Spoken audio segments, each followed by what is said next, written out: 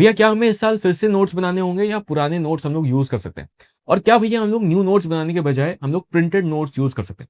देखो, अगर आपके जो पुराने नोट्स हैं वो कंप्लीट है और आप उसे पढ़ के रिकॉल कर पाए और आपके क्वेश्चंस बन जा रहे हैं अभी भी, तो आप पुराने नोट्स को इजीली फॉलो कर सकते हो। उसमें ये ध्यान रखना कि अगर आपको फोमो हो कि यार न्यू लेक्चर में नई चीजें तो सर ने नहीं लिखवा दी, तो उसमें आप ये कर सकते हो कि जब लेक्चर हो जाए तो लेक्चर के नोट्स पीडीएफ फॉर्म में अपलोड हो जाते हैं, उन पीडीएफ्स को डाउनलोड कर लेना और उसको 10 से 15 मिनट में देख लेना।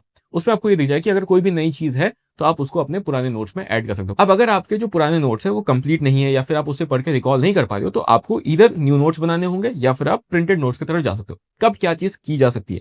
देखो, अगर आप लेक्चर देख के नोट्स बनाने में ज्यादा समय नहीं लेते हो, 8 टू 8.5 आवर्स में आपका ये काम हो जाता है, तो आप न्यू नोट्स बना सकते हो, कोई दिक्कत नहीं होगी उसमें। लेकिन अगर आपको सिर्फ नोट्स बनाने में और लेक्चर देखने में ही 10 घंटे से ज्यादा समय लग जाता है आपको, तो उस केस में आपको टाइम बचाना होगा नोट्स मेकिंग से, क्योंकि ये सिर्फ 20% ऑफ वर्क है। उसके अलावा आपको क्वेश्चन प्रैक्टिस करना है, रिविजन करना है, तो इसलिए आपको टाइम बचाना होगा। तो उस केस में आप प्रिंटेड नोट्स को फॉलो कर सकते हो।